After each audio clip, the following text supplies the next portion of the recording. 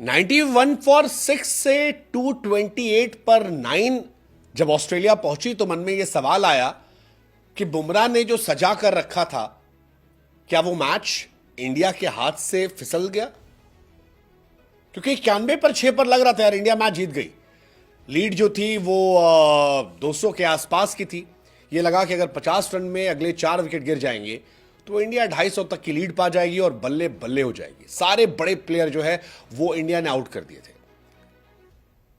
91 for 6 Australia को आज दिन में तारे दिखा दी थे बुमराह और सिराज ने। जिस तरह से शुरुआत हुई थी, सैम बेटे को बताया गया कि बाबू बाप से पंगा नहीं लेते हैं।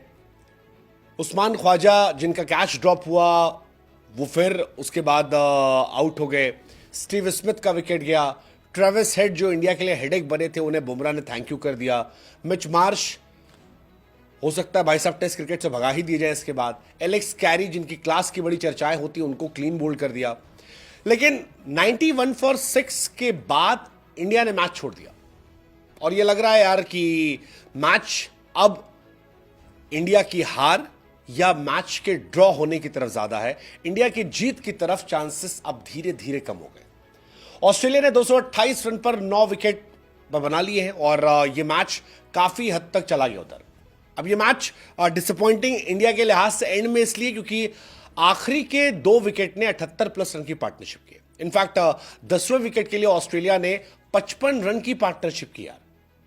नेथन लायन और बोलैंड की तरफ से 55 रनों की पार्टनरशिप 10वें विकेट के लिए।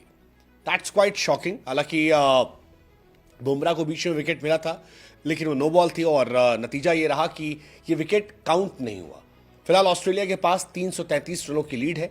अगर ऑस्ट्रेलिया ये मैच जीतती है तो वर्ल्ड टेस्ट चैंपियनशिप में काफी करीब पहुंच जाएगी। इंडिया जीतती है तो बॉर्डर गवास्कर सीरीज रिटेन हो जाएगी। ड्रॉ रहा तो सिडनी और ऑस्ट्रेलिया वर्सेस श्रीलंका मैच देखा जाएगा। लेकिन कमाल का दिन था यार। टेस्ट मैच के हिसाब से देखोगे तो क्रिकेट की जीत थी। सुबह सुबह नीतीश कुमार रेड्डी आते हैं, एक चौका मारकर आउट हो जाते हैं। एक सिराज वाला सियापा होता है जहां पर एक बॉल पैड पर और फिर जमीन पर लगती है, उसको लेकर कमेंट्स रिव्यू मांगते हैं, रिव्यू दिया नहीं आता है।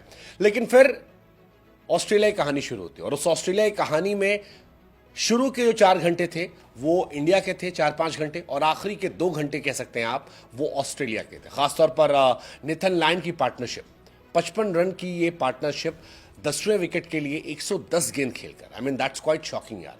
बहुत शॉकिंग है कि 10वें विकेट के लिए 2 लोग मिलकर 110 गेंद खेल लेते हैं। ये कैसे पॉसिबल हो सकता है? आपने ऊपर के सारे बल्लेबाज आउट कर दिए।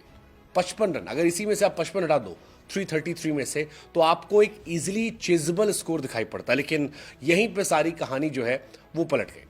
फिलहाल ऐसा नहीं कि मैच इंडिया के हाथ से निकल गया है। मैच अभी भी 50-50 कह सकते हैं, मतलब 50% ड्रॉ और 50 में इंडिया ऑस्ट्रेलिया की जीत भी है।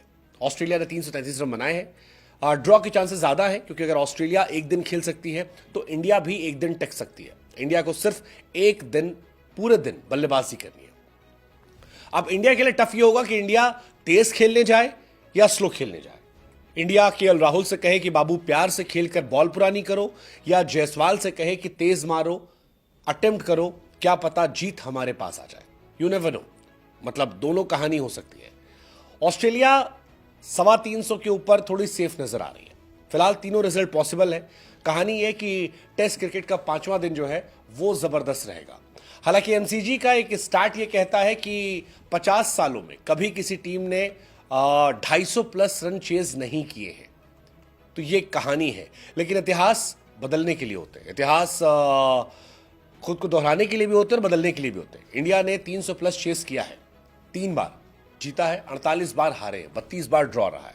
तो इंडिया को ये डिसाइड करना होगा कि इंडिया क्या करना है। इंडिया को रोहित और जायसवाल से कहना है तेज खेलो, या जायसवाल और राहुल से कहना है कि आप आराम से टिक कर खेलो, या देखो शुरू में अगर माहौल बनता है तो देखो, पता नहीं।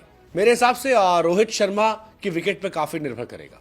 जब तक रोहित रहते हैं तब तक तेज खेलो। अगर रोहित आउट हो जाते हैं जल्दी हर बार की तरह तो फिर इंडिया को ड्रॉ की तरफ देखना चाहिए, क्योंकि मैच हारने से इंडिया बॉर्डर गवास्कर से दूर जा सकती है। अगर ये मैच ड्रॉ हो जाता है तो इंडिया सीरीज और WTC फाइनल दोनों बचा सकती है। बट इट्स क्वाइट डिसअपॉइंटिंग कि आपने सैम कोंटस को आउट कर दिया, ख्वाजा को आउट किया, स्मिथ को आउट किया, हेड को आउट किया, मार्च को आउट किया, कैरी को आउट किया। 91 फॉर 6 आप होते हो, टोटल लीड जो है 196 की होती है, और उसके बाद लाबुशेन कमिंस 57 रन की पार्टनरशिप करते हैं, फिर लाबुशेन आउट होते हैं, उसके बाद 173 फॉर 9 से 228 फॉर 9 हो जाता है। आई थिंक ये लास्ट विकेट की पार्टनरशिप जो है ये इंडिया को बहुत डेंट कर गई, और बुमराह के लिए बुरा लगता है। सारी हार्डवर्क करने के बाद अगर आप की टीम में बाकी गेंदबाज आपका साथ नहीं देते हैं तो इट्स क्वाइट डिसअपॉइंटिंग। बुमराह इस सीरीज में अलग लेवल पे आए यार, मतलब he is actually truly a goat now. 29 wicket एक सीरीज में। ऑस्ट्रेलिया का टॉप 7 जो है बुमराह के सामने पानी पी रहा है। ख्वाजा के 6.4 है एवरेज, मिच मार्च के 10, एलेक्स कैरी के 12, स्मिथ के 13, लाबुशेन के 17, ट्रेविस हेड का 20। ये बुमराह के सामने कहानी है।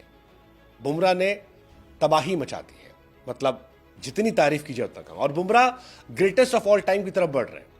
सेना देशों में किसी एशियन गेंदबाज के द्वारा जो हाईएस्ट विकेट है वो है वसीम अकरम साहब का, 146 विकेट लिए थे 24 के एवरेज से। बुमराह ने ऑलरेडी 142 ले लिए हैं 21 के एवरेज से, यानी वसीम अकरम को अगले मैच में आसानी से हरा देंगे। That defines the greatness of this man Jasprit Bumrah. I wish Bumrah का साथ और अच्छे से दिया गया होता, जायसवाल ने वो कैचेस ड्रॉप ना किए होते, शायद इंडिया ये मैच जीत सकती थी, आसानी से जीत सकती थी। But still you never know, like Justin Langer said once, never underestimate Indians. So let's just hope, let's just finger cross कि कल इंडिया ये मैच जीत रही है। Let's just hope for that.